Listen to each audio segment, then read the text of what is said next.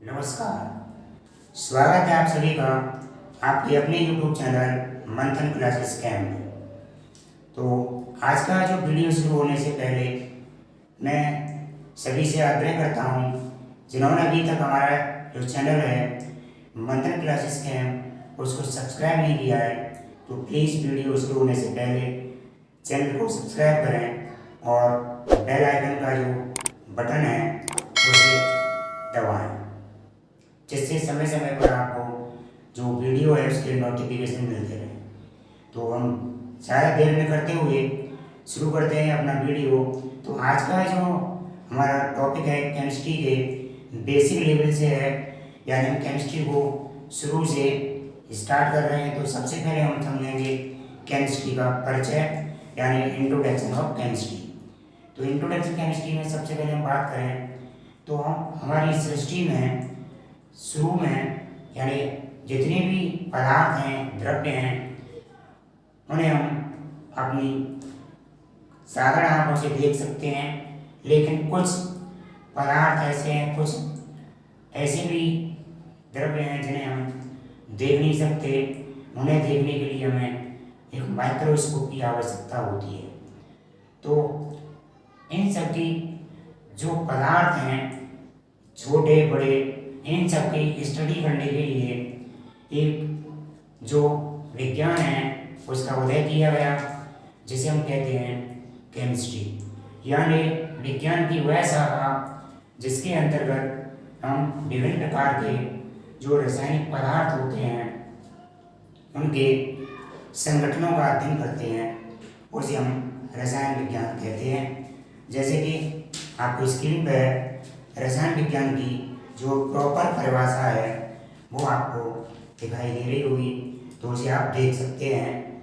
तो इसकी हम बात करते हैं कि जो हमारा रासायनिक विज्ञान है वो इसका वास्तविक अर्थ कैसे है, क्या इसका अर्थ है, कहाँ से इसकी उत्पत्ति हुई। तो हम देखें जो रसायन विज्ञान है उसे अंग्रेजी में केमिस्ट्री कहा जाता है।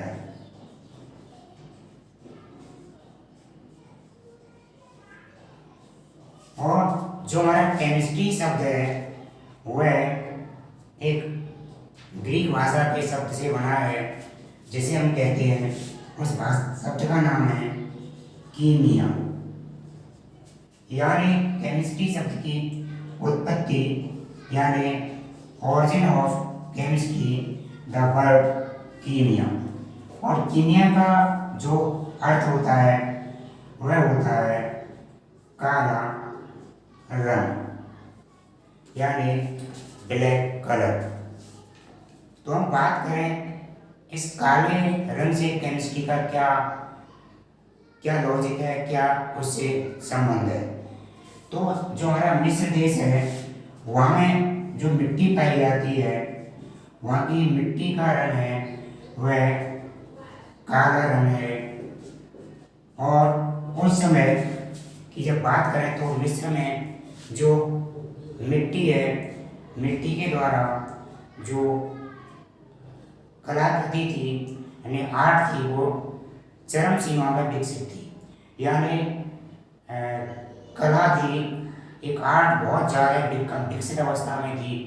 तो हम बात करें जो आर्ट साइंस यानी कला विज्ञान का जो उदय था मिस्र देश से हुआ, और वही कालांतर में जो कला विज्ञान थी वह एक रसायन विज्ञान के रूप में फलीभूत हुई, यानी वहाँ से केमिस्ट्री का उदय हुआ।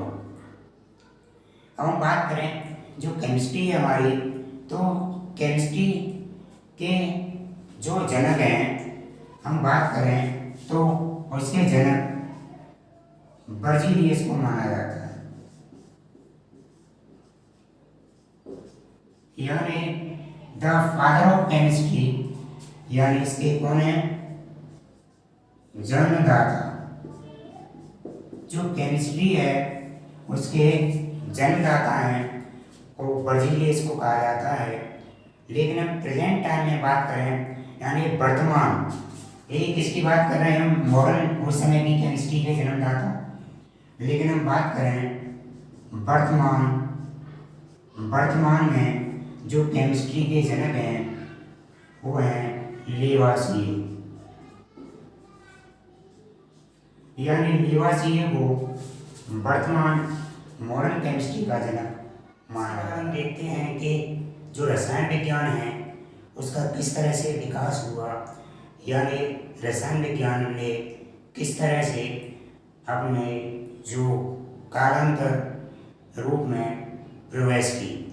तो देखते हैं, सबसे पहले जो हमारी रसायन की बात करें इसे 4 भागों में डिवाइड किया गया है। पहला है प्राचीन काल, फिर मिस्र काल, औषधि काल, फिलोजिस्टिन काल और आधुनिक काल। तो जो हमारा प्राचीन काल है वो लगभग 3000 ईसा पूर्व से 350 ईस्वी के बीच माना जाता है। तो इस काल में देखें तो उस समय कला, धातुकर्म, पेंटिंग और किण्वन इन सभी को मिलाकर के मिस्रवासियों ने पहली रसायन पुस्तक लिखी जिसमें रसायन के बारे में डिस्कस किया गया। इसके बाद बात करें हम मिस्र काल, ये इसका जो अवधि काल है वह 350 ईस्वी से 1500 ईस्वी के बीच माना जाता है। तो वास्तव में देखा जाए तो रसायन विज्ञान का जो वास्तविक काल है इसे ही माना जाता है, क्योंकि इस काल में रसायन विज्ञान ने सर्वाधिक जो प्रवेश की, यानी विज्ञान में जो रसायन विज्ञान है, केमिस्ट्री है, उसका सबसे अधिक विकास है वह हमारे किसमें हुआ, वह मिस्र काल में हुआ।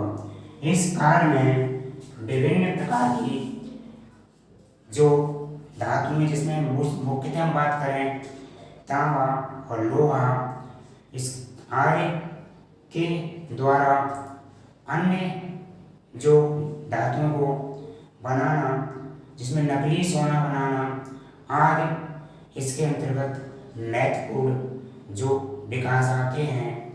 तो हम ये कहेंगे मिस्र काल में ही रसायन विज्ञान ने सबसे ज़्यादा विकास किया। इसके बाद हम बात करें औषधि काल, ये औषधि काल भी ये विज्ञान जो हमारी रसायन विज्ञान है उसका एक महत्वपूर्ण काल माना जाता है। हालांकि यह काल बहुत ही कम समय तक चला।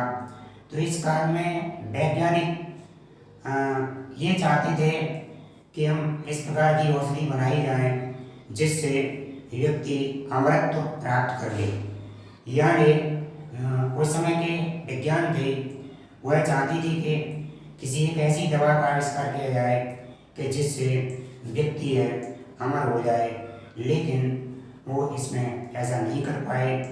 लेकिन इस काल में उन्होंने विभिन्न प्रकार की औषधियों का आविष्कार किया जिससे विभिन्न प्रकार के जो असाध्य रोग हैं उनका इलाज आसानी से किया जा सकता है। तो इस काल को औषधि काल कहा गया, क्योंकि इस काल में जो वैज्ञानिक थे उन्होंने विभिन्न प्रकार की औषधियों को बनाने में ज़्यादा समय दिया और विभिन्न प्रकार की औषधियों का निर्माण किया। अगली बात हम बात करें, ये हमारा फिलोजिस्टिन काल। फिलोजिस्टिन काल जो है ये भी एक केमिस्ट्री का अत्यंत महत्वपूर्ण काल माना जाता है, क्योंकि इस काल में जो वैज्ञानिक थे उन्होंने बताया कि हम किसी पदार्थ को जलाते हैं तो इसमें एक विशेष प्रकार का फिलोजिस्टिन जो उत्सर्जित होता है।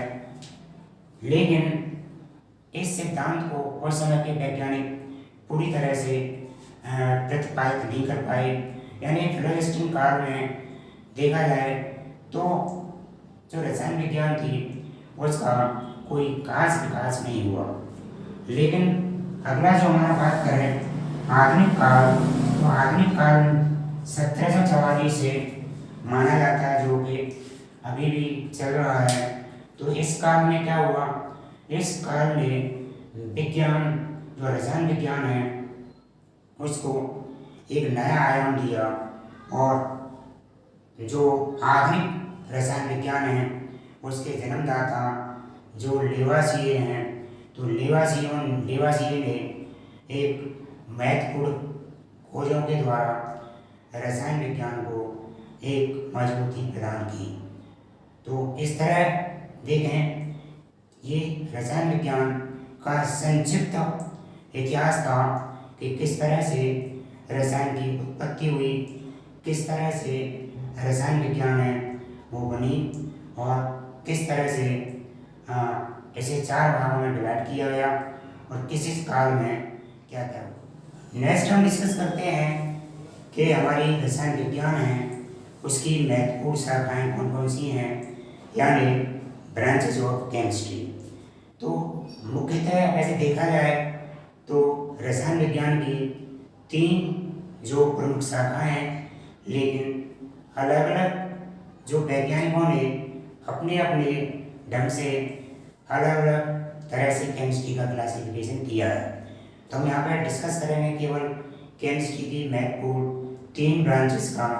तो 3 ब्रांचेस कौन सी हैं देखेंगे, आपको यहाँ पर ओवरऑल आपको दिखाई दे रहा है कि रसायन विज्ञान की मुख्यतः 3 शाखाएं हैं। सबसे पहले देखेंगे वह हमारी यहाँ पे देखते हैं आप अकार्बनिक रसायन, दूसरी आपकी कार्बनिक रसायन और तीसरी आपकी भौतिक रसायन। यानी हम बात करें केमिस्ट्री की 3 ब्रांचेस कौन कौन सी हैं, तो आप देख रहे होंगे पहली हमारी क्या है आपकी कार्बनिक रसायन, दूसरी अकार्बनिक रसायन और तीसरी भौतिक रसायन। तो इस तरह से देखा केमिस्ट्री की मुख्यतः 3 ब्रांचेस थी। आपने इसके अलावा केमिस्ट्री की अन्य ब्रांचेस भी हैं, जैसे औद्योगिक रसायन, कृषि रसायन, जैव रसायन, नाभिकीय रसायन और अन्य जो ब्रांचेस हैं उनके बारे में हम क्या कहते हैं अगली अपनी वीडियो में